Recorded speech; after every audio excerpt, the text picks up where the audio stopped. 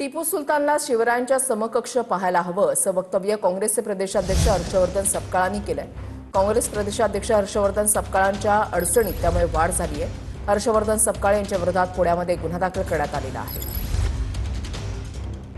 शिवाजी महाराजांचं शौर्य ज्या पद्धतीचं आहे, त्याच्यानंतर त्यांच्या बऱ्याच कालावधी लोटल्यानंतर त्यांचा आदर्श घेऊन टिपू सुलतान यांनी इंग्रजांच्या विरोधात कुठेतरी लढा पुकारला होता आणि त्या अर्थानं टिपू सुलतान हे एक शौर्य गाजवणारे एक योद्धे होऊन गेले, एक भारताचे भूमिपुत्र होऊन गेले। त्यांनी कधीही कुठल्याही विखारी विचारांना त्यांनी जवळ केलं नाही। तर एक शौर्याचं लक्षण म्हणून टिपू सुलतानांना आपण शिवाजी महाराजांच्या समकक्ष बघितलं पाहिजे। टिपू सुलतान आणि छत्रपती शिवरायांची तुलना केली याबद्दल त्यांनी माफी मागितली पाहिजे।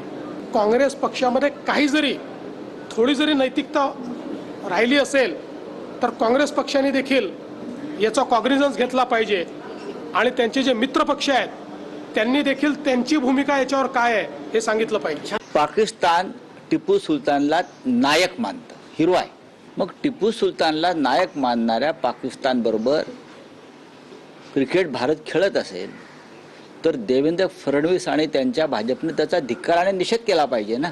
तर देवेंद्र फडणवीस यांची राष्ट्रभक्ती जी उर्मी आहे ती अशी त्यांच्या सगळ्या भाजपची अशी उचलून वर आली पाहिजे आणि टिपू सुलतानला जे पाकिस्तान नायक मानत आहे त्यांच्याबरोबर क्रिकेट खेळणार असाल तर मी धिक्कार करतो या क्रिकेटचा, असं देवेंद्र फडणवीस आणि या भाजपच्या लोकांनी सांगायला पाहिजे। पण सांगत नाही, ते ढोंगी लोक आहेत।